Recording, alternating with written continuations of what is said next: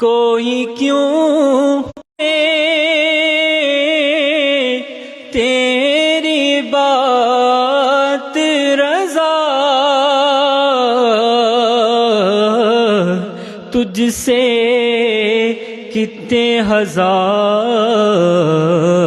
پھرتے ہیں، وہ سوئے لالزار پھرتے ہیں، تیرے دل اے بہار پھرتے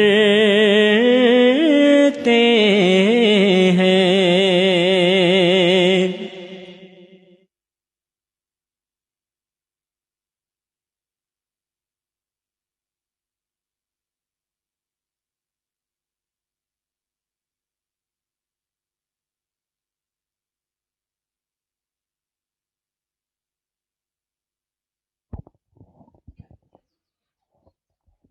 بسم اللہ الرحمن الرحیم۔ الفاتحہ۔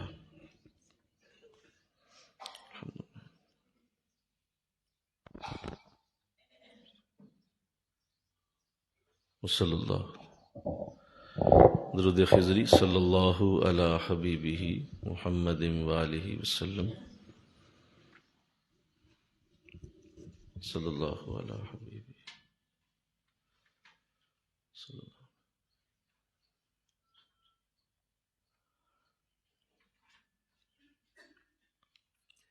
وظیفہ حضرت مجدد الفسانی رحمۃ اللہ علیہ۔ لا حول ولا قوة الا باللہ۔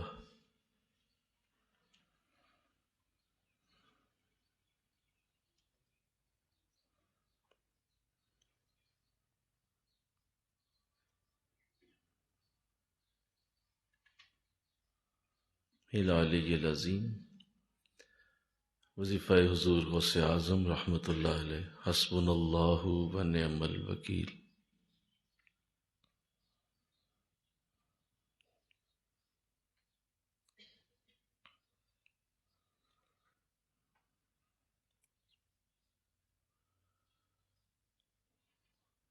نعم المولا و نعم النصیر۔ وظیفہ پیر و مرشد دامت برکاتہم یا عظیم یا عظیم۔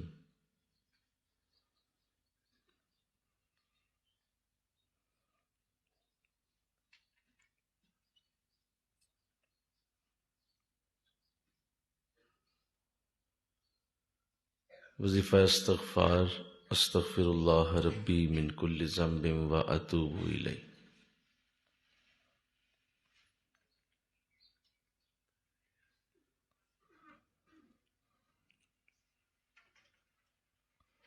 درود خضری صلی اللہ علی حبیبہ محمد وآلہ وسلم۔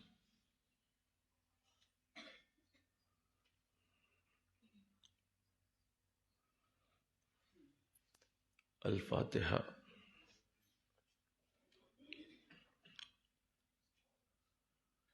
صلی اللہ علیہ۔ بسم اللہ الرحمن الرحیم۔ الحمد للہ رب العالمین والعاقبۃ للمتقین والصلاة والسلام علی سید الانبیاء والمرسلین۔ قال اللہ تعالی فی الکلام المجید۔ بسم اللہ الرحمن الرحیم۔ افلا یتدبرون القرآن ام علی قلوب اقفالها۔ صدق اللہ العظیم۔ رب اشرح لی صدری ویسر لی امری واحلل عقدۃ من لسانی یفقہوا قولی۔ ان اللہ وملائکتہ یصلون علی النبی یا ایہا الذین آمنوا صلوا علیہ وسلموا تسلیما۔ مل کے پڑھیے صلاۃ والسلام وعلی آلک واصحابک یا سیدی یا حبیب اللہ۔ صلاۃ والسلام علیک یا رحمۃ للعالمین وعلی آلک واصحابک یا سیدی یا خاتم النبیین۔ نہایت ہی معزز و محترم حاضرین و سامعین، آئیے دین سیکھیے کورس کی یہ بہاریں اپنے آخری دروس میں داخل ہو چکی ہیں، اور یہ وقت تیزی سے گزرتا ہوا آپ کے سامنے ہے کہ ابھی شروع ہی ہوا تھا اور ابھی یہ ختم ہونے کے قریب ہے۔ میں آپ سب کی اس محنت کو ہزار بار سلام پیش کرتا ہوں جو آپ ہر روز صبح یہاں تشریف لا کر رہے ہیں۔ اللہ اسے دیکھ رہا ہے، اللہ نوٹ کر رہا ہے، اور ان اللہ سریع الحساب، بے شک اللہ بہت تیز حساب کرنے والا ہے۔ تو لہٰذا وہ دیکھ رہا ہے میرا کون بندہ میرے لیے کتنا مخلص ہے، اور وہ ضرور اس کی طرف توجہ رکھتا ہے۔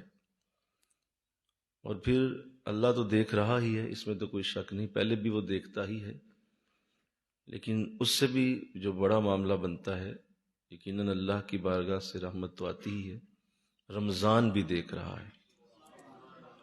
اور رمضان بھی ایک پرسنالٹی ہے، ایک شخصیت ہے، اسے اللہ نے یہاں ایک مہینے کی شکل دی ہے۔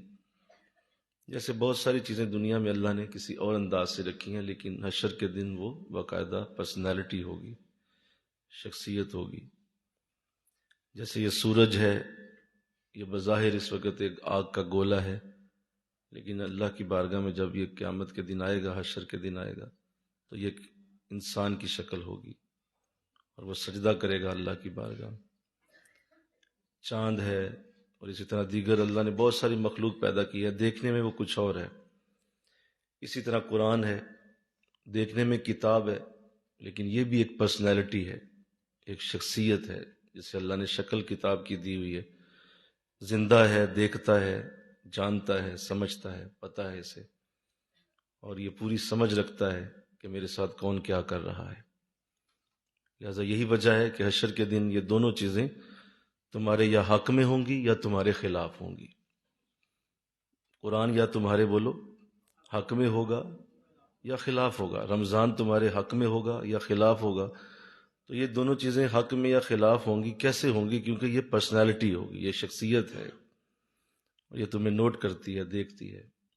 جیسے تمہارا باپ تمہیں دیکھ رہا ہے، تمہارا شیخ تمہیں نوٹ کر رہا ہے، لوگ دیکھ رہے ہیں، اس سے کہیں زیادہ اللہ ان دو اعلیٰ برکتوں والی چیزوں کو قوت دے رہا ہے، وہ رمضان ہے اور قرآن ہے۔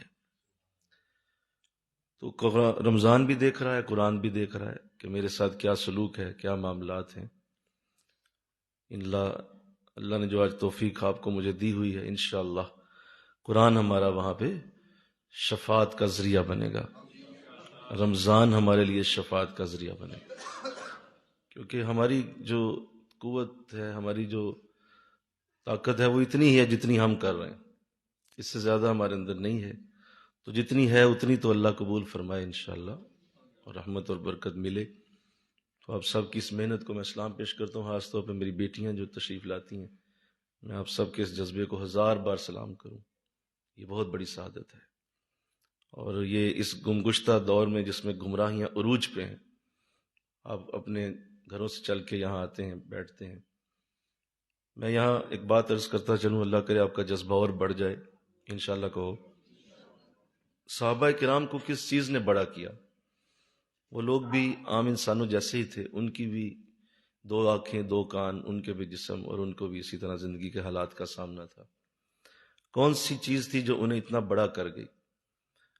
وہ اٹھ کے اصل میں حضور کی صحبت میں بیٹھا کرتے تھے، آ کے گھروں میں بیٹھے صحابی نہیں بنے، وہ اپنے قدم کی محنت کرتے تھے، اپنے قدم سے چل کے جایا کرتے تھے، قدم کی محنت، اس کا کوئی جوڑ نہیں ہے۔ جو قدم کی محنت کر لیتا ہے اس کے لیے کسی قسم کی برکت کو لینا مشکل نہیں، اللہ اسے ضرور دیتا ہے۔ تو آپ یہ جو صبح اٹھ کے یہاں آتے ہیں، بس یہی ہے سب کچھ، مل کے کہو نا سبحان اللہ۔ یہ جو آ جاتے ہیں، آ کے بیٹھ گئے ہیں، بس ختم۔ اس کے سوا اللہ چاہتا کیا ہے؟ وہ جو آپ کے قدم گھر سے نکلتے ہیں نا، بس وہیں پہ سارا کام ختم ہو جاتا ہے، فائنل۔ اس کے بعد تو آگے برکتیں ہی برکتیں ہیں، جتنی چاہیں لوٹ لیں۔ تو اللہ یہ قدم کی محنت ہماری جاری رکھے، اور آپ اس کو کرتے رہیں، اسی کو جاری رکھیں، اور اپنی زندگی میں یہ اٹھنا جانا آنا نہ چھوڑیے۔ یہی اصل میں اللہ چاہتا ہے کہ میرا بندہ بس آتا رہے، بیٹھتا رہے۔ وقت کافی کم رہ گیا، اور کچھ ایسے اعلیٰ دروس اب شامل ہوں گے جو کہ میری نظر میں وہ بڑے اعلیٰ گفتگو کے انداز ہیں جو پچھلے کئی سالوں میں ہم نے کی ہے. میں چاہتا ہوں کہ اسے ہم ریوائز کریں اور اس کو دوبارہ سے ذرا دیکھ لیں. کوئی خاص ایک سیریز نہیں ہوگی، لیکن یہ وہ گفتگو ہیں جو امید ہے کہ ہم سب کے لیے زندگی کو اور زیادہ بہتر کرنے کا ذریعہ بنیں گی. آئیے،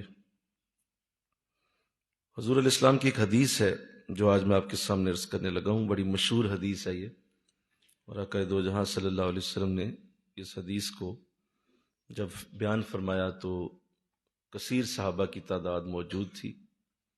اور یہ حدیث بخاری شریف میں بھی ہے، مسلم شریف میں بھی ہے، ابن ماجہ میں بھی ہے، اور دیگر حدیث کی کتب میں یہ روایت کی گئی ہے. آقا دو جہاں صلی اللہ علیہ وسلم، جان عالم صلی اللہ علیہ وسلم فرماتے ہیں، حشر کے دن کسی کو بھی کوئی سایہ نصیب نہیں ہوگا، لیکن 7 لوگ ایسے ہیں جنہیں اللہ اپنے عرش کا سایہ عطا فرمائے گا. ان 7 لوگوں کا ذکر کیا گیا، اور یقیناً یہ دن بہت بڑا ہے. مالک یوم الدین، وہ قیامت کے دن کا مالک ہے، اور قیامت کا دن کسی صورت بھی نظر انداز کرنے والا دن نہیں ہے.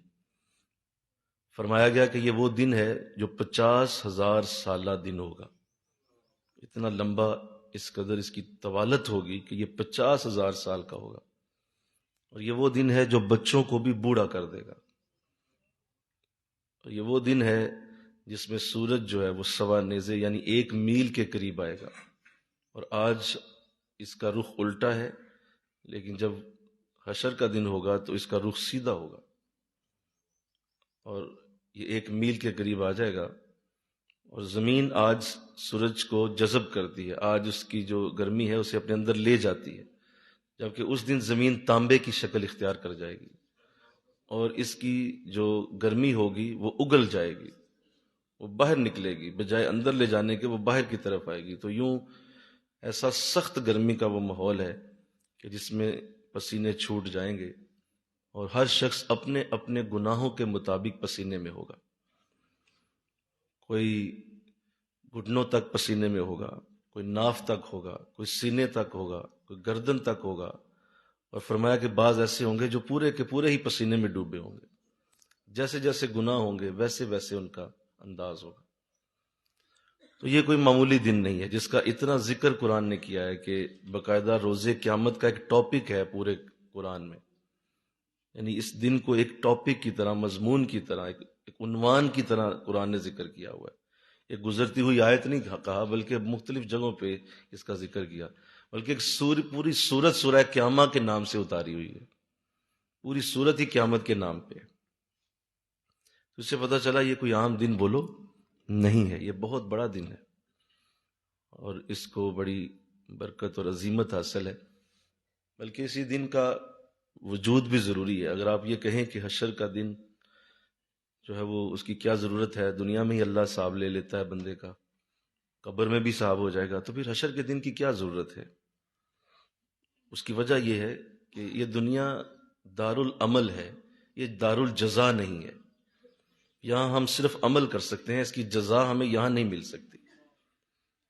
یہ کبھی بھی یہاں دار الجزا نہیں بنے گا. ہر شخص کے لیے یہاں صرف عمل کرنے کا طریقہ اور عمل کرنے کا وقت ہے. یہاں سے جزا لینا ممکن نہیں. مثلا اگر ایک شخص جو ہے اس نے کسی ٹرین میں بم لگایا اور 150-200 لوگ اس ٹرین کے اندر، وہ بم پھٹا اور وہ سارے شہید ہو گئے، مارے گئے. اب اگر آپ اس شخص کو پکڑ بھی لیں گے جس نے یہ کام کیا ہے، تو زیادہ سے زیادہ آپ اسے پھانسی دے سکتے ہیں، یا زیادہ سے زیادہ کیا کریں گے کہ آپ اسے توپ کے آگے رکھیں گے اور آپ اس کو اڑا دیں گے. وہ ایک شخص جس نے یہ عمل کیا کہ اس نے 150 لوگوں کی جان لے لی، اب ایک بندہ ہے اور اس کو پکڑا بھی گیا ہے، اور اس کو پھر اس کو سزا کیا دیں گے آپ؟ زیادہ سے زیادہ یہی کر سکتے ہیں آپ. لیکن ایک جان کا بدلہ 150 جان کیسے ہو سکتی ہے؟ وہ 150 بندے جو اس نے قتل کر دیے ہیں اس کا عوض تو پورا نہیں ہوا.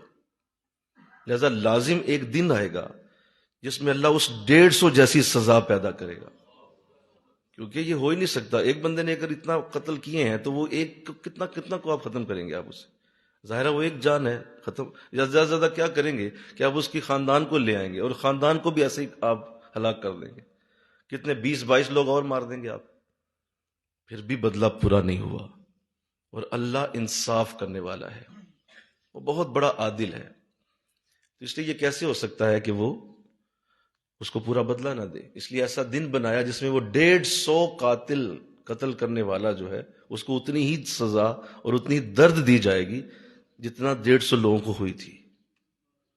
اور وہ حشر کا دن ہی ہو سکتا ہے. اسی طرح ایک شخص ہے جس نے نماز کی پابندی کی ہے اور نماز بہت پڑھی ہے، اور اس کی وجہ سے 1000 لوگ نمازی ہو گئے. 1000 لوگوں کو اس نے نیک بنا دیا، نمازی بنا دیا. آپ اسے حشر کے دن کیا، آپ اسے عام دنیا میں کیا دے سکتے ہیں؟ دنیا میں آپ اس شخص کو کیا دیں گے؟ آپ اگر بڑا ہی اس کو آپ اعزاز دینا چاہتے ہیں دنیا کے اندر، تو کیا کریں گے؟ کوئی بزرگ اسے خلافت دے دے گا کہ آپ بہت نیک آدمی ہیں، اس کے سر پہ اپنی دستار رکھ دے گا.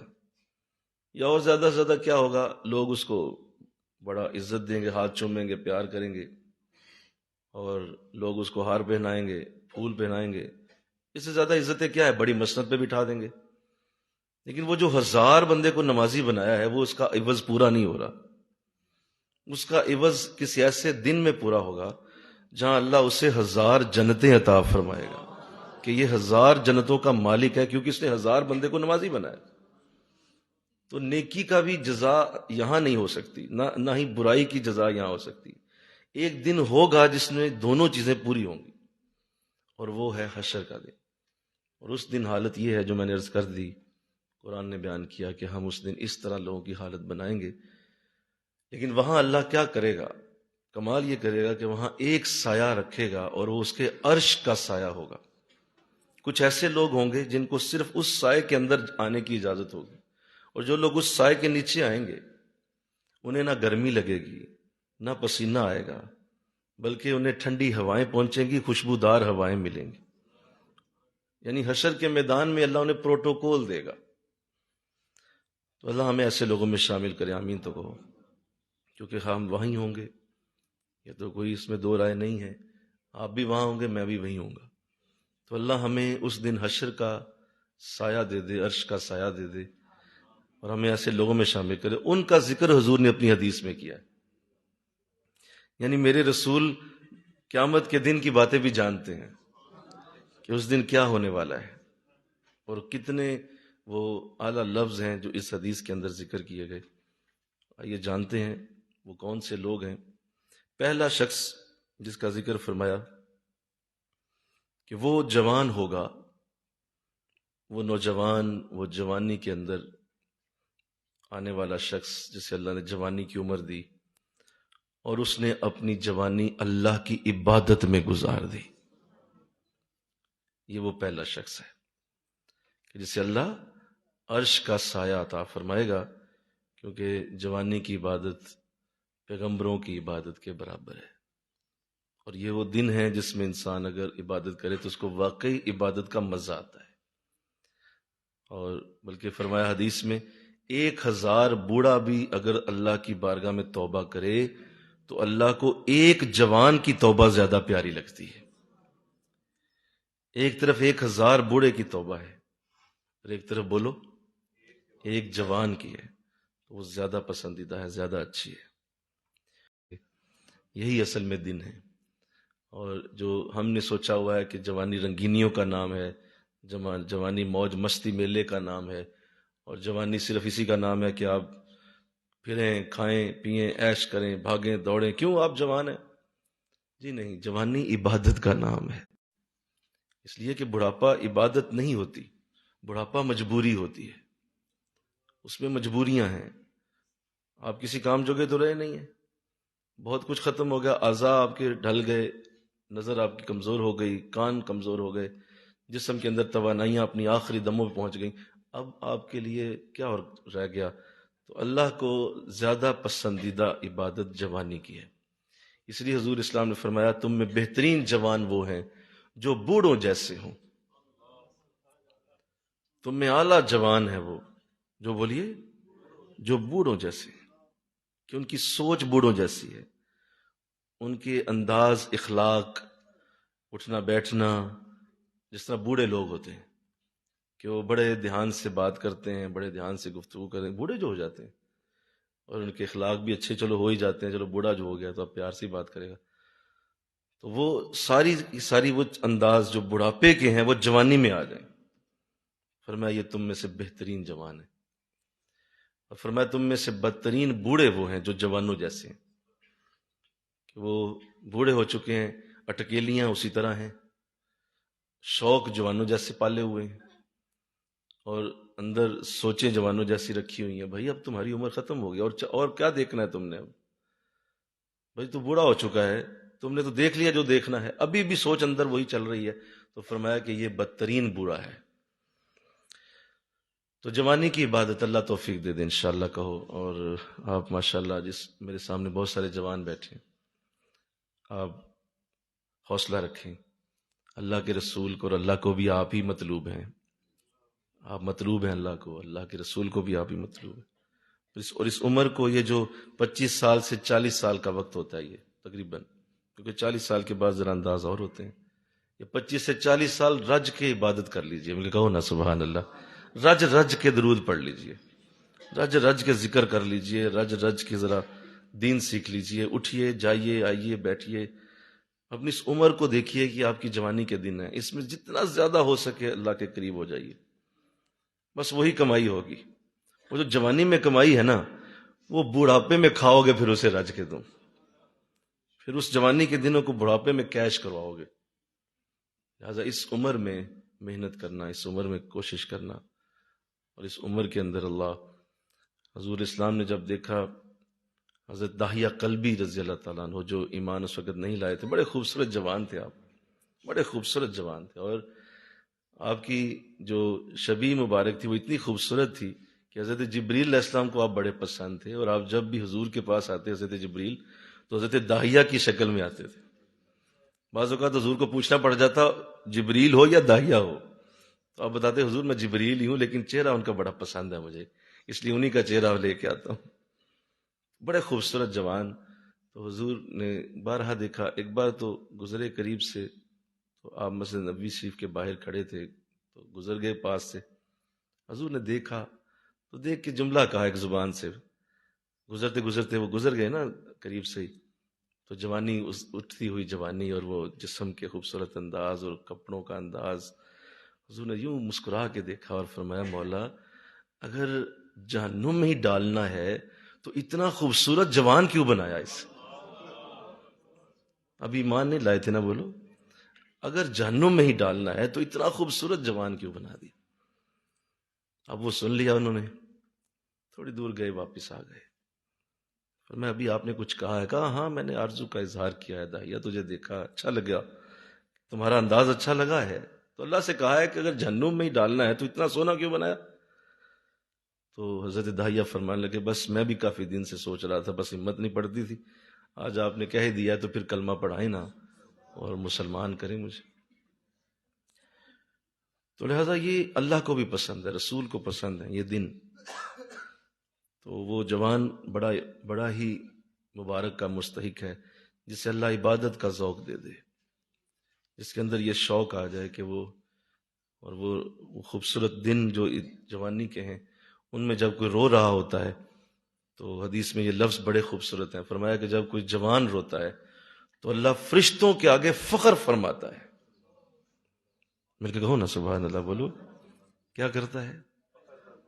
نماز پہ کرتا ہے، روزے پہ کرتا ہے؟ نہیں، وہ تو تمہاری طرف فرائض ہیں اس کے، پڑھتے رہو۔ جوان جب روتا ہے تو اللہ فرشتے بلا لیتا ہے، آجو سارے، یہ دیکھو جوان ہے اور رو رہا ہے، اور مجھے فخر ہے کہ میں نے اسے پیدا کیا ہے۔ خود اللہ فخر کرتا ہے اس جوان پہ، اللہ۔ اور ایک جوان قرآن پڑھنے والا، اور ایک جوان نعت پڑھنے والا، ایک جوان اللہ کے قرآن کا درس دینے والا، بتائیے اس سے خوبصورت بھی کوئی مثال ہو سکتی ہے دنیا میں؟ کہ جوانی کی عمر ہے اور قرآن کے نغمے ہیں، جوانی کی عمر ہے اور حضور کی نعتیں ہیں، جوانی کی عمر ہے اور اللہ اللہ کی صدائیں ہیں، جوانی کی عمر ہے اور حق ہو کے نعرے ہیں، اس سے بھی خوبصورت کوئی بات دنیا میں کی جا سکتی ہے؟ اور پورے کا پورا سنو، پورے کا پورا حملہ شیطان اور نفس کا وہ بھی جوانی پہ ہوتا ہے. بوڑھوں کے اوپر شیطان نے کیا کرنا ہے یا بچوں پہ کیا کرنا ہے؟ بولو نا بھائی. وہ بچے ہیں، انہیں شیطان نفس کیا کہے گا؟ وہ بچہ ہے بھائی، کیا کر سکتا ہے؟ اور ادھر بوڑھا ہے، اس کو کیا کہے گا وہ؟ یہ جو سینٹر ایج ہے، اس کے اوپر پوری توجہ ہے نفس اور شیطان کی، اور اللہ کی بھی اسی کے اوپر توجہ ہے کہ یہ جو ایج ہے اس کے اندر. تو اللہ توفیق دے. میرے قبلہ عالم، جب ہمیں آپ نے یہ چیزیں بتائیں، تو جب آپ نے جوانی کی عبادت کا درس دیا اور بتایا کہ بیٹا یہی دن ہے بس، تو سارا وقت گزار دیا. میں آج کبھی پیچھے وقت دیکھتا ہوں، وہ جو ہمارے کرکٹ کھیلنے کے دن ہوتے تھے، وہ جو ہمارے بڑے بڑے بڑے میدانوں میں جا جا کے کرکٹ کھیلنا اور بڑا کچھ کرنے کے دن ہوتے تھے، وہ سارے ہمیں حضرت صاحب نے اپنے پاس بٹھا کے ذکر کرنے میں گزار دی. وہ سارے دن ہی ذکر میں گزر گئے. کبھی ٹائم ہی نہیں دیتے تھے. کبھی محفل ہوتی، کبھی کسی جگہ آپ خود بٹھا لیتے، اور وہ ذوق ایسا بدل دیا کہ سارے کے سارے وہ دن ہمیں اللہ کی یاد میں ہی لٹانے کی توفیق دے دی گئی. تو یہ کسی، میں سمجھتا ہوں شیخ کا بہت بڑا تمہارے اوپر احسان ہے کہ تمہاری جوانی کو وہ یوز کر لے اللہ کے ذکر کے لیے.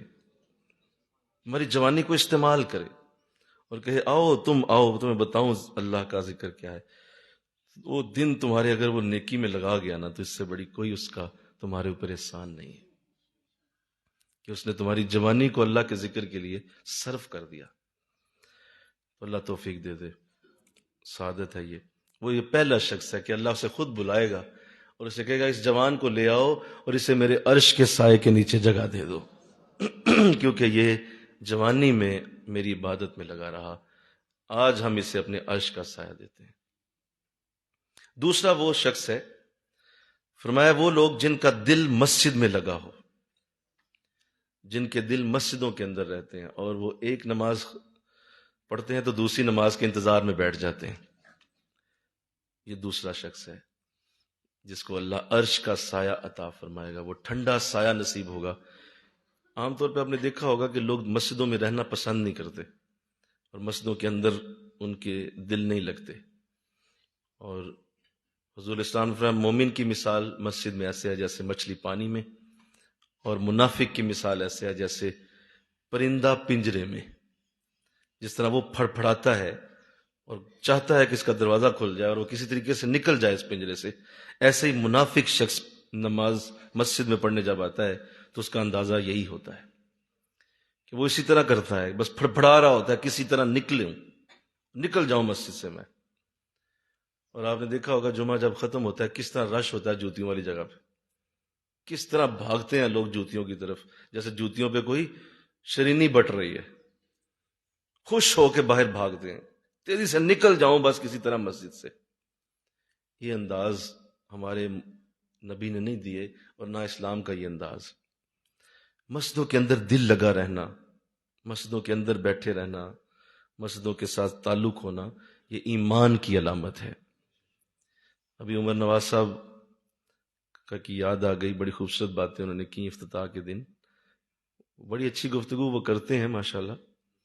تو میں نے عرض کیا، میں نے کہا میں نے آپ کی جتنی زندگی میں گفتگو سنی ہے، it is one of the best speech جو تم نے اس دن مسجد کے حوالے سے کی ہے نا. تو میں نے کہا دل چاہے تمہارا ماتھا چوم لوں یار. تو واقعی میں نے پھر اس دن آئے تو میں نے کہا کھڑے ہو جائیں ذرا، تم آپ کی پیشانی چوم لوں. مسجد کی ایسی محبت پیدا کر دی. ہمیں اصل میں مسجد کی محبت دی کس نے ہے؟ بولو نا، کسی نے نہیں دی ہوئی. اور بس ایسے ہی بس ایک چل چلاوا سا ماحول ہے. عام طور پہ جمعے میں بھی لوگ فرائض میں پہنچتے ہیں اور آخری صفوں میں بیٹھنا تو فخر سمجھتے ہیں کہ ادھر سے ہی پیچھے میں جوتی کے پاس پہنچ جاؤں گا، آگے جانے کی ضرورت کیا ہے. تو یہ جو ہمارا رویہ مسجدوں کے ساتھ ہے وہ انتہائی خطرناک ہے. اس لیے اللہ نے دوسرا شخص یہ رکھا، مل کے کہو نا سبحان اللہ. دوسرا شخص وہ رکھا جس کا دل مسجدوں کے اندر لگا رہتا ہے. رسول اسلام نے ارشاد فرمایا بعض لوگ ایسے ہیں کہ وہ مسجد کی میخیں ہوتی ہیں، مسجد کے کیل، جس طرح کیل ٹھک جاتا ہے اور دیوار کے اندر چلا جاتا ہے، فرمایا بعض لوگ ایسے ہی مثال ہے جیسے مسجد کے کیل ہوتے ہیں، وہ ٹھکے ہوتے ہیں اس کے اندر. جب دیکھو مسجد میں، بولو جب دیکھو مسجد میں. کہاں ملیں گے؟ مسجد میں. اس وقت کہاں ہے؟ مسجد میں. کہاں ملنا ہے ان سے؟ مسجد میں ہوں گے. کمال ہے. اگر کسی کو یہ توفیق مل گئی اس کو اللہ مبارک کرے کہ اس کا دل مسجدوں کے اندر لگا رہے، اور مسجدوں کی صفائی کرنا، مسجدوں کے ساتھ تعلق رکھنا، مسجدوں کے ساتھ اپنا رابطہ رکھنا، مسجد کی کوئی خدمت اپنے ذمہ لے لینا. انشاءاللہ کہو نا ذرا سارے، مسجد کی خدمت اپنے ذمہ لے لی کہ یہ مائک میرے سپرد کر دیں، مائک میں لگایا کروں گا. یہ بہت بڑی بات ہے. آپ جانتے ہیں وہ کس کا گھر ہے؟ بولو سارے نا بھائی. تو اپنے گھر میں کسی شخص کو اللہ کسی ایسے شخص کو آنے دے گا جو اس کو پسند ہی نہیں ہے. کوئی چھوٹی سے چھوٹی ڈیوٹی کسی مسجد کی کسی نے لے لی ہے، خدا کی قسم جنت ہی جنت ہے اس کے لیے. یہ صرف جنت ہے کہ تم نے مسجد کو کوئی ڈیوٹی لے لی. اور مسجد بنانا، مسجد تعمیر کرنا، وہ تو بہت بڑے معاملے میں چلا گیا نا. وہ تو بہت ہی بڑا معاملہ بن گیا. تعمیر ہو گئی، بنا دی، سیدھا ڈائریکٹ کہ جس نے تعمیر کر لی ہم جنت میں ایک اسی طرح کا بڑا اعلیٰ محل اس سے دے دیں گے. تو وہ تو بہت بڑا معاملہ. لیکن کوئی چھوٹی سی ڈیوٹی بھی لے لے تو جنت. مسجدوں کی صفائی کرنا. حضور اسلام کے دور میں ایک عورت ہوتی تھی، حدیث میں آتا ہے کہ وہ بڑھاپے کی عمر میں تھی اور پردہ وغیرہ کا ظاہر اس طرح نہیں ہوتا جب انسان زیادہ بوڑھا ہو جائے، تو وہ مسجد میں آ جایا کرتی تھی. اور جب صحابہ نماز پڑھ کے چلے جاتے مسجد نبوی میں تو آ جاتی اور وہ روزانہ آ کے مسجد میں جھاڑو پھیرتی تھی، جھاڑو لگایا کرتی تھی اور مسجد کی صفائی. حضور اکثر مسجد میں گزرتے تو اس کو دیکھتے کہ وہ جھاڑو دے رہی ہے. کچھ دن ہوئے تو نظر نہ آئی، تو آپ نے پوچھا کہ وہ عورت کہاں گئی؟ تو جواب دیا کہ حضور وہ تو فوت ہو گئی ہے، وصال ہو گیا اس کا. تو آقا اسلام نے فرمایا کہ مجھے خبر کیوں نہیں ملی؟ حضور بس کسی نے شاید نہیں دی ہو، لیکن وہ چونکہ کوئی خاص اس کا کوئی اتنا اس طرح نہیں تھا، کسی کے ساتھ اس کا رابطہ کم تھا، تو اس لیے علم نہیں ہو سکا. فرمایا یہ کیسے ہو گیا کہ وہ فوت ہو گئی اور مجھے جنازہ پڑھنے کا بھی موقع نہ ملا؟ کہاں ہے اس کی قبر؟ میں اس کی قبر پہ جانا چاہتا ہوں. تم اسے معمولی خیال نہ کرو، وہ اللہ کے گھر کی خادمہ تھی، وہ خدمت کرتی تھی اللہ کے گھر کی. حضور اٹھے اور صحابہ کو ساتھ لیا، اس کی قبر پہ گئے اور جا کے وہاں فاتحہ پڑھی، اعزاز دیا اسے. لہذا مسجدوں کی صفائی کرنا یہ بھی بہت بڑی سعادت. وضو خانے صاف کر دیے، واش روم صاف کر دیے، مسجد کا جھاڑو دے دیا، مسجد کی گرد اٹھا دی، تو تمہارے لیے تو یہ نور ہی اعلیٰ نور ہے. اللہ توفیق دے دے. انشاءاللہ کہو کہ یہ جو سعادت ہے کہ مسجدوں کے ساتھ رابطہ رہنا. ارشاد فرمایا مسجد ایک ایسی جگہ ہے جس میں سانس لینا بھی ثواب ہوتا ہے، کہ اس میں سانس بھی لیا جائے تو ثواب ہوگا. ایک شخص کچھ نہیں پڑھ رہا، نہ کوئی تسبیح پڑھ رہا ہے، نہ درود پڑھ رہا ہے، نہ قرآن پڑھ رہا ہے، وہ ویسے ہی مسجد میں بیٹھا ہوا ہے، دیکھ رہا ہے، ادھر ادھر دیکھ رہا ہے. جتنے سانس لے گا وہ بھی ثواب میں جائیں، وہ بھی ثواب میں جائیں. تو اللہ ایسی توفیق دے دے. مسجدوں کے ساتھ تعلق بنائیں. اور ایسا شخص جس کو اللہ دیکھے گا کہ وہ مسجد کے ساتھ اس کا جس دل لگا رہتا ہے، تو فرمایا کہ اللہ اسے اپنے عرش کے سائے میں جگہ دے گا. اس دن اسے بلا لو. یہ مسجد کے خادمین جو ہیں، مبارک ہو ایسے لوگوں کو جو کسی بھی طرح خدمت کرتے ہیں، اور وہ اپنے گھروں کو اونچا کرنے میں لوگ مصروف ہیں. دیکھ لیں لوگ کس طرح اپنی زندگیوں میں مصروف ہیں اور اپنی زندگیوں کو بنانے میں لگے ہوئے ہیں. کبھی سوچو تو صحیح، اللہ کا گھر بھی تو تمہارے علاقے میں ہی ہے نا، وہ بھی تو تمہارے گلی محلوں کے اندر ہی بنا ہوا ہے. اس کی طرف بھی دھیان کرو کہ وہاں بھی تو کچھ ضروریات ہوں گی، وہاں بھی تو بہت ساری چیزیں ہیں جو دنیا کے ساتھ جڑی ہیں. تو اللہ وہ کیا آسمانوں سے فرشتے تو نہیں اتارے گا اس کی ضروریات پورا کرنے کے لیے، وہ انسانوں سے ہی کام لیتا ہے، انسانوں سے ہی وہ کام لے کے تو اس کو بڑا کرتا ہے. تو اللہ ایسی سعادت دے دے. انشاءاللہ کہو اللہ توفیق دے دے. تیسرا وہ شخص ہے، ارشاد فرمایا، جو عادل حکمران ہے، عدل کرنے والا حاکم. کیونکہ انسان کو جب بڑی مسند ملتی ہے تو اللہ اسے اس لیے دیتا ہے کہ یہ عدل کرے. کسی کو اگر کوئی عہدہ دیا جاتا ہے، اقتدار دیا جاتا ہے، کسی کو بڑی سیٹ دی جاتی ہے، تو اصل میں اس کے پیچھے وجہ یہ ہے کہ یہ اللہ اب اسے پسند کر رہا ہے کہ یہ شخص عدل کرے یہاں، اور اس پہ انصاف جو ہے وہ پورے طرح سے لے کے آئے.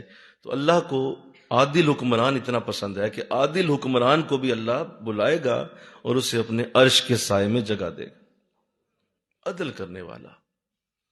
فرمایا کہ اولیاء کا اگر کوئی احترام کرتا ہے اور ہاتھ چومتا ہے یا اللہ کے ولیوں کو عزت سے پیش آتا ہے، فرمایا اسی طرح بالکل جس طرح اولیاء کے ہاتھ کو بوسہ دینا اور ان کو عزت اور احترام دینا ضروری ہے، ایسے ہی اگر کوئی عدل کرنے والا حکمران ہے تو اس کے بھی ہاتھوں کو بوسہ دینا ضروری ہے، کہ اس کو بھی کوئی اگر ایسا کرتا ہے تو بالکل وہ درست کر رہا ہے، کیونکہ عدل کرنے والا حاکم بہت بڑی اللہ کی نعمت ہوتا ہے۔ کیونکہ جب کوئی عدل کرتا ہے زمین پہ تو اللہ کی زمین خوش ہوتی ہے، اللہ کا آسمان خوش ہوتا ہے، بلکہ کہا جاتا ہے جس علاقے میں عدل قائم ہو وہاں کے پرندے بھی خوش ہوتے ہیں، جانور بھی خوش ہوتے ہیں، وہاں کی چونٹیاں بھی خوش ہو رہتی ہیں، اور کہا گیا پانی کے نیچے جو مچھلیاں ہیں وہ بھی خوش پھرتی ہیں پانی کے اندر، کیونکہ اس علاقے میں عدل قائم ہے۔ اور اگر سنو، جس علاقے کے اندر عدل قائم نہ ہو وہاں پرندے بھی ناراض ہوتے ہیں، جانور بھی ناراض ہوتے ہیں، چونٹیاں بھی ناراض پھرتی ہیں، پانی کے اندر مچھلیاں روتی ہیں کہ اس علاقے میں عدل نہیں ہے، یہاں حاکم انصاف کرنے والا نہیں۔ اس حد تک یہ نازک معاملہ، انسانوں کا تو معاملہ بہت بڑا دور ہو گیا، یہاں تو جانور بھی فریاد کریں گے۔ آپ کو یاد ہوگا کہ وہ حضرت عمر رضی اللہ تعالیٰ عنہ کے حوالے سے دیکھا گیا کہ ایک شیر اور ایک بکری کٹھے پانی پی رہے ہیں، ایک ہی ندی کے کنارے ہیں اور بکری اور شیر کٹھے پانی پی رہے ہیں، ادھر بکری کھڑی ادھر شیر کھڑا ہے، شیر کی ہمت نہیں کہ بکری پہ حملہ کرے بولو، اور بکری کو ڈر کوئی نہیں کہ شیر کھڑا ہے، وہ بھی پانی پی رہی، یہ بھی پانی پی رہی۔ یہ کیسے ہو گیا؟ کہا اس لیے کہ عمر حکمران ہے، اس وقت حاکم عمر ہے، جانور بھی جانتے ہیں کہ عمر حاکم، اور اگر ہم نے کوئی ناانصافی کی تو ہم بھی نہیں چھوڑے گا۔ اس حد تک عدل پینیٹریٹ کر جاتا ہے اندر تک کہ وہ کہاں تک اس کی تاثیر جاتی ہے کہ جانور بھی جانتے ہیں کون حاکم، اللہ۔ تو اسی طرح جب کسی نے یہ دیکھا کہ شیر جو ہے اس نے حملہ کر دیا بکری پہ، تو کہا یہ پہلے تو نہ دیکھا تھا، تو تھوڑی دیر میں خبر آ گئی کہ حضرت عمر وصال کر گئے، تو پتہ چل گیا کہ عادل حکمران چلا گیا۔ تو وہ عادل حکمران جس کو اللہ نے عدل کرنے کا موقع دیا، اس سے بھی اللہ بولو عرش کا سایہ عطا فرمائے، اسے بلا لیا جائے گا اور کہا جائے گا کہ آ جاؤ، تمہارا کام بھی وہاں گرمی میں نہیں ہے، آؤ عرش کے سائے کے نیچے آؤ، ابھی ذرا تھوڑی دیر پروٹوکول لے لو، ابھی جنت کا دروازہ تمہارے لیے کھلنے والا ہے، چلے جانا، ابھی ذرا تھوڑا دیکھ لو کیا ہو رہا ہے۔ اللہ، یہ ایسے ہی ہے جیسے آپ جب کسی بہت بڑے شخص سے ملنے کے لیے جاتے ہیں تو آپ کو کچھ دیر کے لیے مہمان خانے میں ٹھہرایا جاتا ہے، اور اس مہمان خانے میں اے سی لگا ہوتا ہے، بہترین خوشبودار صوفے پڑے ہوتے ہیں، اور آپ بیٹھے رہتے ہیں، اچھا کچھ دیر میں ابھی ملاقات ہونے والی ہے، تو وہ اللہ اپنا عرش کا سایہ ویسا ہی رکھے گا وہاں۔ اللہ توفیق دے انشاءاللہ کو۔ اگلا وہ شخص ہے جسے اللہ عرش کا سایہ عطا فرمائے گا۔ اللہ کرے یہ ساتوں ہی باتیں ہمارے اندر آ جائیں، آمین تو کہو نا بھائی، یا ان میں سے کوئی ایک ہی آ جائے، دو آ جائیں، تین آ جائیں، بولیے 7 آ جائیں، وہ تو فابہا، بہت بڑی بات ہو جائے گی، لیکن ایک آ جائے، 2 آ جائیں۔ اب وہ شخص جو اللہ کے اس عرش کے سائے کے نیچے ہوں گے، وہ 2 لوگ ہوں گے جن کی محبت صرف اللہ کے لیے ایک دوسرے سے ہوگی،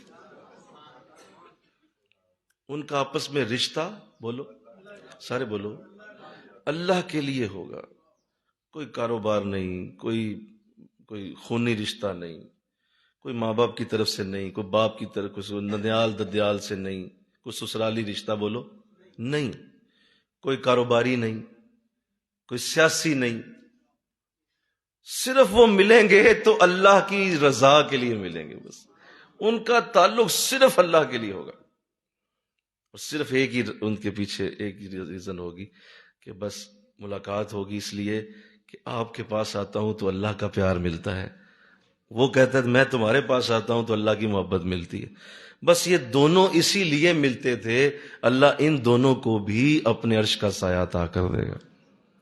ایسا کیوں ہے؟ ایسا اس لیے ہے کہ یہ بہت ہی مشکل کام ہے، یہ اتنا مادہ پرست دور ہے جس میں اور آپ اس وقت بات کر رہے ہیں، یہ مادیت کا اتنا دور ہے کہ لوگ ہزار بار سوچتے ہیں کہ اس بندے سے میں بات کرنے لگا ہوں تو مجھے مسئلہ کیا ہے اس کے ساتھ، کوئی کام ہے مجھے اس سے، کوئی کام ہے تو بات کرتے ہیں، ورنہ کیا منہ لگانے کی ضرورت ہے کسی کو، کوئی کام ہے تو ملو، نہیں تو کیا ضرورت ہے وقت ضائع کرنا کسی کے پاس جا کے، کیا کرنا ہے وہاں جا کے، کوئی دنیاوی فائدہ ہے، کوئی مال و دولت ہے، کوئی چلو کل کو کام آئے گا، یا فلاں شخص ہے کل کو ہماری سفارش کر دے گا، یا فلاں شخص ہے میرے نمبر لگا دے گا، فلاں شخص ہے میری آگے جو ہے آگے میری نوکری کے لیے کام آئے گا، کہیں کام آ جائے گا تو چلو ملتے ہیں جا کے، ہر بندہ یہ سوچتا ہے، یہاں تک کہ سنو میری بات، یہاں تک کہ ماں باپ کا رشتہ بھی بک چکا ہے، کہ ماں باپ بھی یہی سوچ رہے ہوتے ہیں کہ یہ بچے ہیں کل کو بڑے ہوں گے میرے کام آئیں گے، بڑے ہوں گے بولیے میرے کام آئیں گے، میرا بچہ ہے کل کو مجھے کھلائے گا پلائے گا، جوان ہوگا، آج تو اسے پلا رہا ہوں کھلا رہا ہوں، کل میرا سہارا بنے گا، تو بولو ہے نا، بولو نا بھائی۔ اسی طرح بچے ہیں ان کا رشتہ ماں باپ کے ساتھ ہے، وہ بھی یہی سوچ رہے ہیں کہ یہ ماں باپ ہیں ہمیں پال رہے ہیں اور ہمارے لیے عزت کا سبب ہے، چلو میرے ماں باپ۔ بہن بھائی کا رشتہ بھی بک چکا ہے، بھائی بھائی کا بھی ختم ہو گیا ہے، وہ بھی اسی ریزن سے چلتے ہیں کہ بھائی بھائی ہے میرا تو چلو دنیا میں بھائی ہے، اس کے ساتھ عزت سے بات کرنی چاہیے۔ اللہ کے لیے کون کرتا ہے؟ کون آتا ہے اللہ کے لیے؟ کون آتا ہے؟ اب دیکھیں نا ہم کتنی کوشش، پورا 20 دن ہمارا وہ قد آدم ہمارا بینر لگا رہا ہے یہ دین سیکھیے کورس، کیا مطلب لوگ انے ہیں، انہیں نظر نہیں آ رہا تھا کہ یہاں ہو رہا ہے، ہر بندہ دیکھتا ہے، ہر بندے کو پتا ہے، ہر بندے نے دیکھا ہے اچھا یہ ہو رہا ہے بھائی دین ہے، لیکن پتہ ہے نا غرض کوئی نہیں وہاں پہ، کون آئے گا؟ غرض ہی کوئی نہیں ہے، کیا کرنا ہے جی؟ فاروقی صاحب کون ہوتے ہیں ہم نہیں جانتے، تو چھوڑو، غرض کیا ہے؟ کس نے پڑھا ہوگا اسے بولو نا بھائی، پورے علاقے نے پڑھا، انٹرنیٹ پہ آپ نے اتنی دھوم مچائی ہوئی ہے، کتنے لوگ ہیں جنہوں نے اس کو پڑھا ہوگا؟ چلو ہمارے پاس نہیں آتے، کہیں اور بھی نہیں جاتے، مسئلہ تو یہ ہے نا، بولو ہمارے پاس تو نہیں ہے نا، آتے کہیں بھی نہیں جاتے، اس لیے کہ رشتہ آپس میں اللہ والا ہے نہیں، لہذا کوئی بھی نہیں آتا۔ اور جس کو یہ پتا ہے کہ جو ہی وہاں جاؤں گا مجھے پتا ہے اللہ کی رحمت مل جانی ہے، ان کی اور میرے درمیان صرف اللہ ہے، تو اللہ ایسی قوت ہے کہ وہ تمہیں اٹھائے گا، وضو کرائے گا، اندھیرے میں چلائے گا، اور ٹھنڈی ہوا صبح سحری کی لیتے لیتے تمہیں مرکز مجددیہ پہنچا دے گا۔ کیوں؟ رشتہ اللہ کا ہے، درمیان میں اللہ کی ذات انوالو ہو گئی، اب تمہیں کوئی روک نہیں سکتا، اب تمہیں کوئی کسی قسم کی رکاوٹ نہیں آ سکتی، کیوں؟ درمیان میں محبت خدا ہے، محبت رسول ہے۔ تو یہ چھوٹی بات ہوتی تو اللہ فری میں تو نہیں عرش کا سایہ دے رہا، بولو نا بھائی، بولو نا یار، اتنی بڑی بات ہے کہ اللہ عرش کا سایہ ایسے دو لوگوں کے لیے منتخب کرے گا، بلاؤ وہ دو لوگ۔ بلکہ ایک اور حدیث آقا فرماتے ہیں اللہ حشر کے دن آواز دے گا، خود اللہ کی آواز، کیسی آواز ہوگی؟ مجھے کہو نا سبحان اللہ، خود اللہ آواز دے گا، کسی فرشتے کو نہیں کہے گا ٹھہر جاؤ تمہارا کام اور ہے، یہ میں کسی اور کو بلانے لگا ہوں، خود اللہ آواز دے گا، اینا متحابون فیا، تم میں وہ کہاں ہیں جو میری محبت میں بیٹھا کرتے تھے؟ اینا متحابون فیا، فیا میری محبت میں کون تھے بیٹھتے؟ آؤ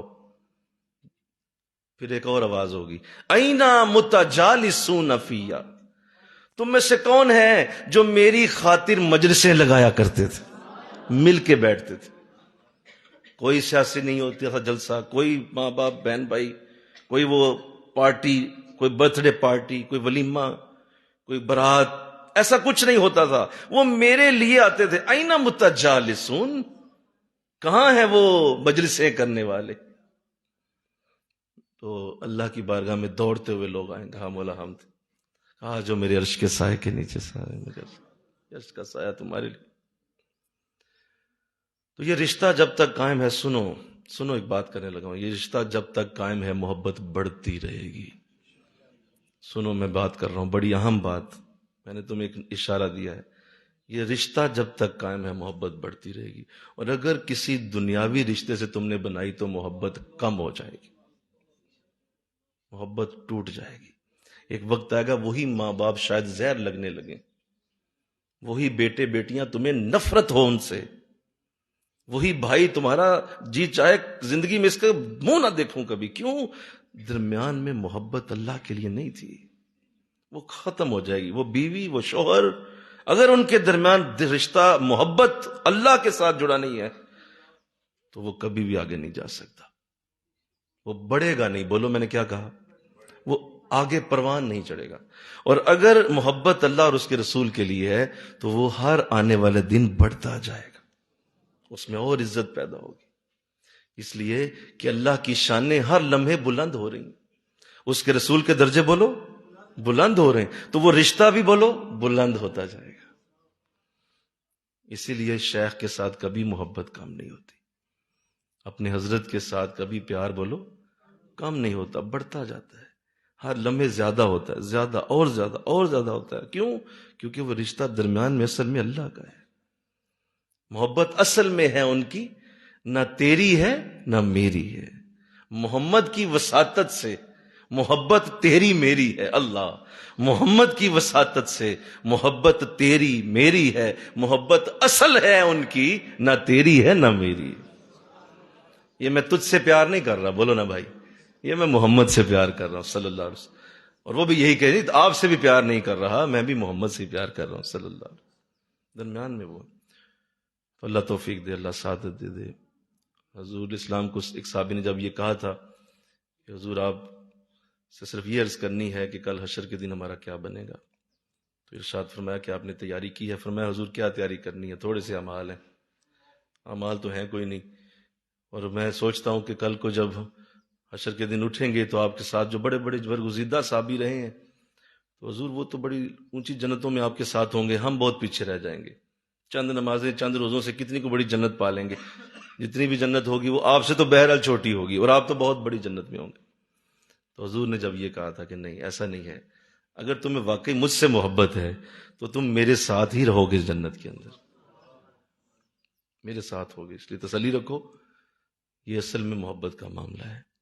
تو اللہ توفیق دے دے، اللہ ہمیں ان میں شامل کر دے. بولو نا، یہ آسان ہے، ذرا یہ آسان ہے کہ آپ محبت صرف اللہ کے لیے کریں. الحب للہ والبغض للہ، اللہ ہی کے لیے محبت ہو، اللہ ہی کے لیے دشمنی ہو، بس اس سے زیادہ کچھ نہیں. اور قرآن نے کہا والذین آمنوا اشد حبا للہ، جو ایمان والے ہیں وہ اللہ کی محبت میں بڑے شدید ہوتے ہیں، وہ صرف اسی لیے چل رہے ہوتے ہیں کہ پیار ہی اللہ کے لیے. اگر اللہ کے لیے نہیں ہے تو چھوڑ دیں، پیچھے ہٹ جائیں. وہ رشتہ وہ تکلیف دہ بن جائے گا آپ کے لیے جس کا تعلق اللہ سے نہ ہو. اس لیے میں ایک بات کرتا چلوں، اپنے بچوں کو بھی نا کبھی یہ بات کرنا، میری نصیحت ہے، اپنے بچوں کو یہ بات ضرور کرنا. اسے کہنا بیٹا اگر تو تیرا رشتہ اور میرا اللہ کے لیے ہے نا تو یہ یاد رکھنا کہ تو میرے لیے نفع کا سبب ہے، اور اگر تیرا رشتہ اللہ کے لیے نہیں ہے اور تو اللہ کے ساتھ مخلص آدمی نہیں ہے نا تو مجھے تیری زیادہ فکر کرنے کی پھر کوئی ضرورت نہیں. اپنا پتر سنبھال اپنا، اس لیے کہ یہ رشتہ اللہ کے ساتھ ہے جو تیرا اور میرا ہے. اور اگر آپ اس رشتے کے علاوہ اس کے ساتھ چلیں گے کبھی نہیں بنے گا وہ تمہارا، یہ ممکن ہی نہیں. تو کبھی اپنی اولاد کو یہ کہہ دینا انشاءاللہ، غلط فہمی نکال دینی چاہیے. اس کے بعد اگلا شخص جس کو اللہ عرش کا سایہ دے گا، یہ وہ شخص ہے جس کو کسی عورت نے دعوت گناہ دی اور اس نے اس وقت اسے کہا کہ نہیں میں اللہ سے ڈرتا ہوں. پورا موقع بنا، ایسا معاملہ بن گیا کہ کچھ ایسا معاملہ ہونے لگا تو اس نے فوراً کہا کہ نہیں میں اللہ سے ڈرتا ہوں. اور ایسے وقت میں اپنے آپ کو سنبھال لینا، ایسے وقت میں اپنے آپ کو بچا لینا، یہ بہت بڑی برکت ہے. اللہ جسے عطا فرمائے، آمین تو کہو ذرا. اللہ جسے چاہے عطا فرما دے، یہ بھی بڑی برکت ہے کہ جس کو اللہ اس دور کے اندر جس میں ہر طرف برائیوں کے جال کھلے ہوئے ہیں، اور اس وقت جب اسے ایسا موقع مل گیا اور اس نے اپنے آپ کو بچا لیا تو اللہ کا وعدہ ہے اسے اپنے عرش کا سایہ عطا فرمائے. کیونکہ یہ بھی عمل کوئی چھوٹا نہیں ہے، بولو یہ بھی بہت بڑا عمل تھا. شیطان اور نفس پوری طرح حاوی تھا اور معاملات بہت بڑے ہو گئے تھے، لیکن اس نے بچا لیا. تو اللہ توفیق دے دے. اس کی وجہ یہ ہے، سنو میری ایک بات، بڑی اہم بات ہے کہ انسان جتنی بھی باتیں کرتا ہے، آپ نماز پڑھتے ہیں، اس کی ایک اپنی حلاوت ہے، اس کا ایک اپنا مزہ ہے. آپ جب سجدہ دیتے ہیں مزہ آتا ہے کہ نہیں آتا؟ ذرا سارے بولو نا یار. رکوع کرتے ہیں، بولیے، ایک مزہ ہے نا اس کا. اتحیات پڑھتے ہیں. اس طرح آپ روزہ رکھتے ہیں تو روزے کے دوران ایک مزہ آتا ہے آپ کو. دوپہر میں، افطار سے پہلے، سپہر کے اندر، صبح کے وقت میں ایک روزے کا ایک نا خاص ٹیسٹ ہے، وہ آتا ہے. آپ کی روح محسوس کرتی ہے کہ آپ نے روزہ رکھا ہوا ہے. ہوتا ہے نا جی؟ بولیے. حج کا ایک اپنا مزہ ہے. آپ جب حج کرتے ہیں تو حج کے وہ دن ہیں، وہ جو 9 ذوالحج سے شروع ہوتے ہیں نا جب، تو اس کے خاص انداز میں مزے کی کیفیت ہوتی ہے. وہ صرف اسی دن آئے گی 9 ذوالحج کو. اس سے پہلے آپ چلے جائیں حرم نہیں آئے گی، کیونکہ وہ حج کے ساتھ تعلق رکھتی ہے. اللہ نے اس کو بنایا ہی اس دن کے لیے. منام مزدلفہ کا میدان ہے، اس طرح عرفات ہے، تو اس کے ایک اپنے مزے. زکوٰۃ دینے کا ایک اپنا مزہ ہے. آپ جب زکوٰۃ دے رہے ہوتے ہیں تو آپ کا دل خوشی سے بھر جاتا ہے. اللہ تعالیٰ شکر ہے مجھے توفیق دی زکوٰۃ دینے کی، اور مجھے تو نے دینے والا بنایا. بجائے یہ کہ میں لیتا، میں دینے والوں میں سے ہوں. تو زکوٰۃ دینے والا بھی مزہ پاتا ہے نا. بولو. قرآن کی تلاوت کا ایک مزہ ہے. آپ قرآن پڑھ رہے ہیں تو اس کا ایک خاص آیات کے اندر اللہ نے رکھا ہے، اور اللہ نے قرآن میں ایک خاص قسم کی نور کی برکت رکھی ہے. آپ اسے محسوس کریں گے جب بھی آپ قرآن کی آیات پڑھیں. یہ ہوگا. درود شریف کا ایک اپنا مزہ ہے. ابھی آپ درس قرآن سن رہے ہیں، اس کا اپنا مزہ ہے کہ آپ ایک مزے کو لے رہے ہیں، ایک سمجھ آ رہی ہے، ایک ذہن کے اندر شعور کا نور اتر رہا ہے، اور بڑی ایک برکت ہے، اور سمجھ آ رہی ہے. اچھا ایسا بھی ہوتا ہے. تو یہ سارے مزے، بولو، ان سارے مزوں کا تعلق اللہ نے ایک چیز سے جوڑا ہوا ہے، اور وہ ہے تمہاری نظر.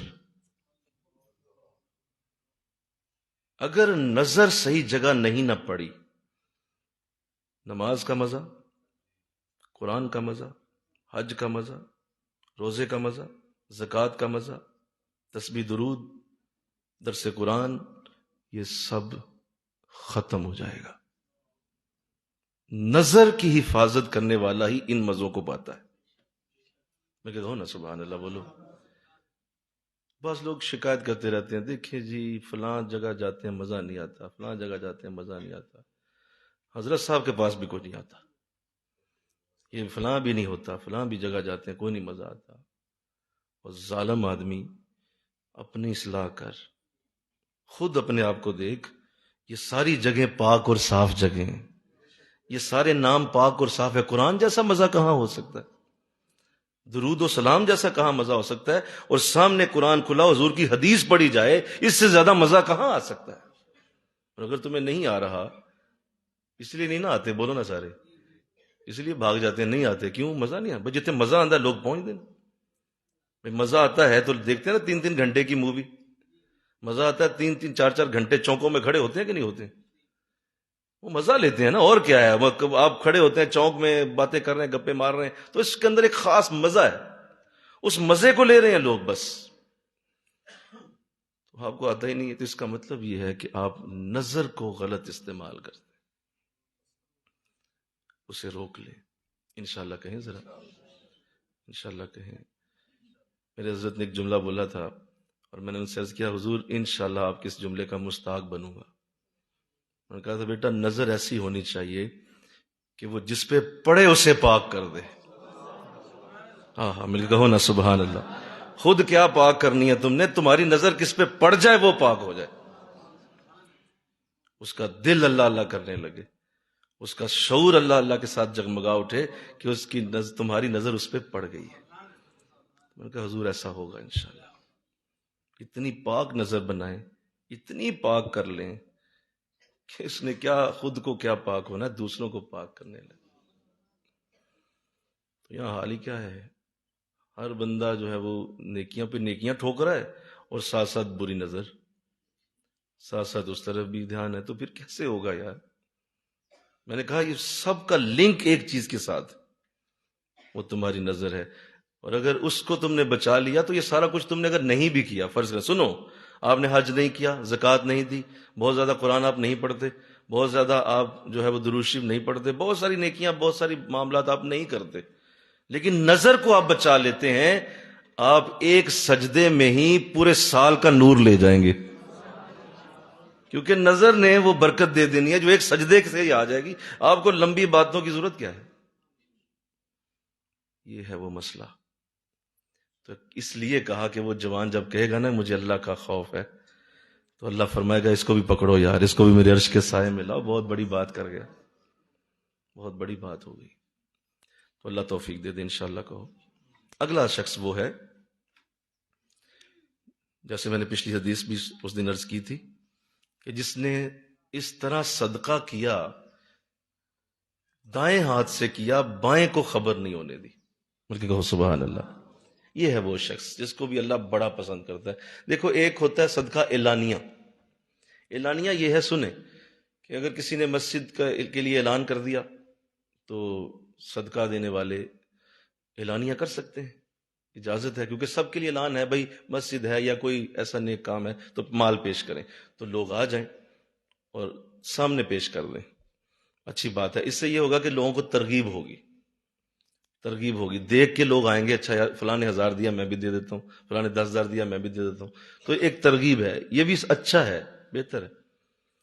لیکن یہاں جس صدقے کی بات ہو رہی ہے وہ خفیہ صدقہ ہے، کسی کو پتہ نہ چلے کہ آپ نے کتنا مال دیا، کس کو دیا، بولو کہاں دیا، کس حالت میں دیا، بلکہ اسے بتایا ہی نہیں کہ تمہیں کون دے رہا ہے، اور اس کو دے دیا، اس کو پتہ ہی نہیں چلا کہ کون دے گیا۔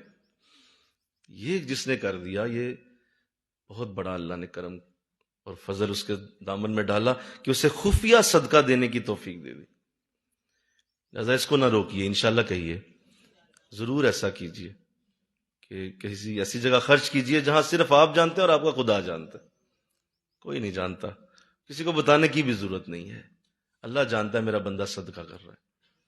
یہاں یہ حال ہے کہ جناب پوری طرح سے بینر لگے ہوں، پتہ ہو لوگوں کو فلاں جگہ میں نے خرچ کیا، بھئی یہ تو نہ ہوتا، اس طرح کی چیزیں تو نہیں۔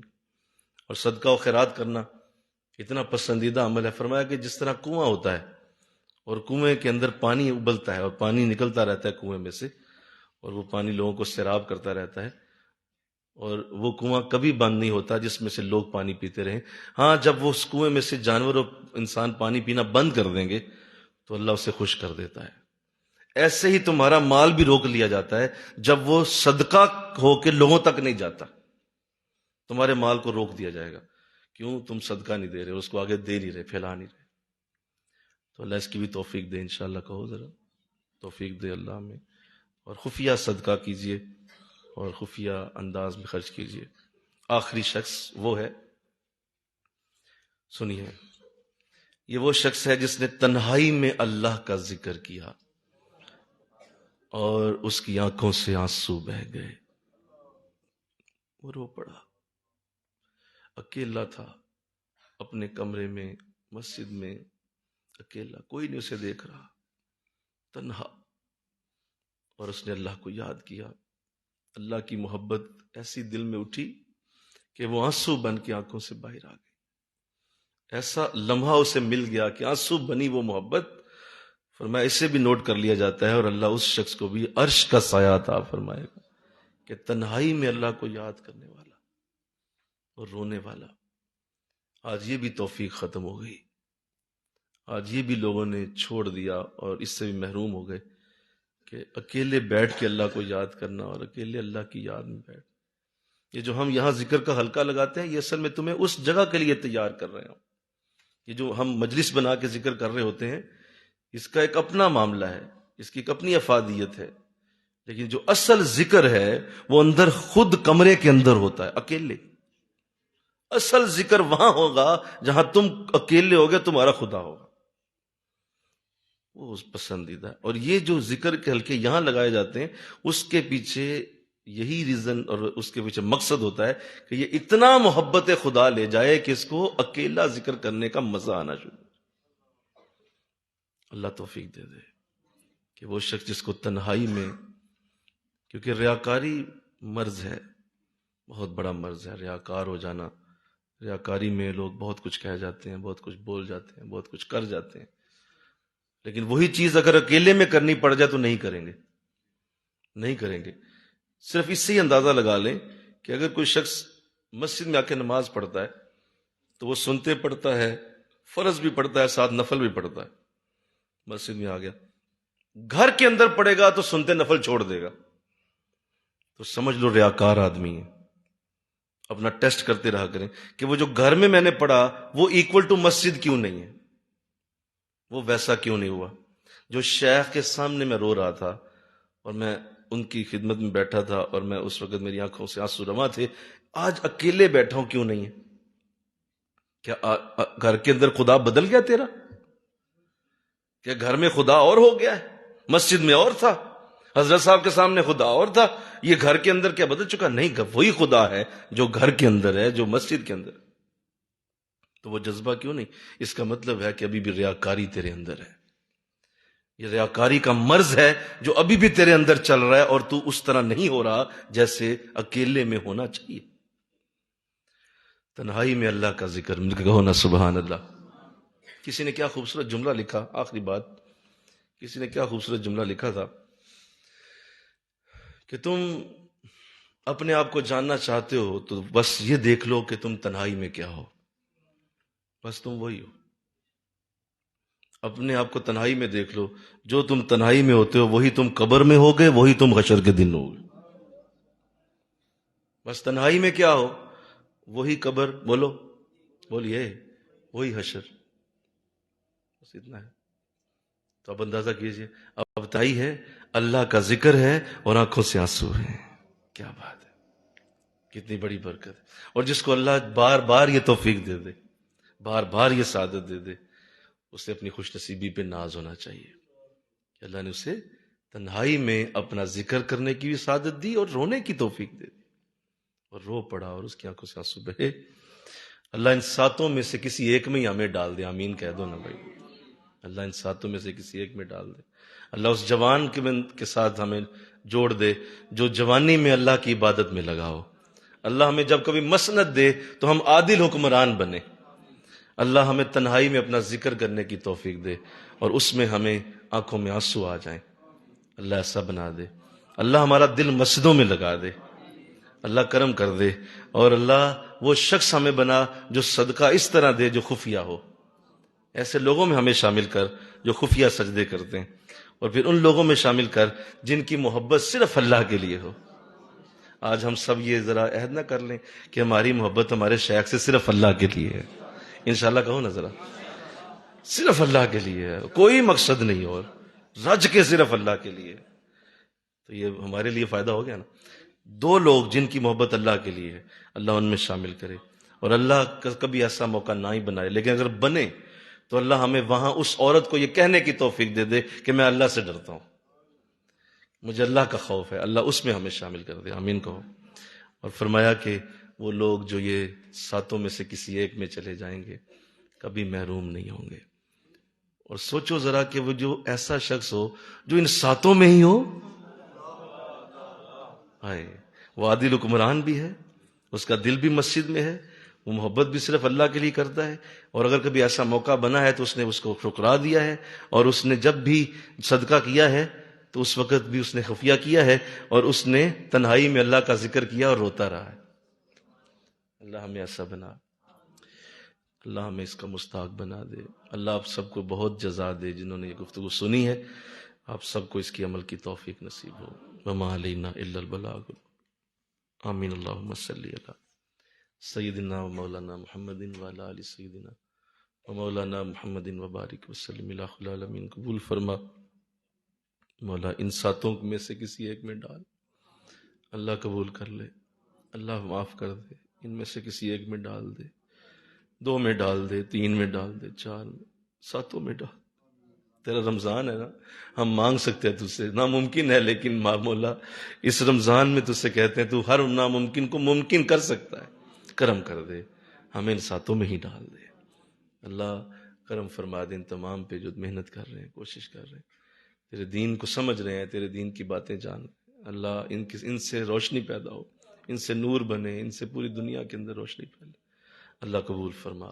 وصلی اللہ تعالی رسول خیر خلقہ محمد وآلہ وصحبہ اجمعین برحمتک یا ارحم۔ اللہ آپ سب کو برکت دے۔ ہلکے لگا لیجیے۔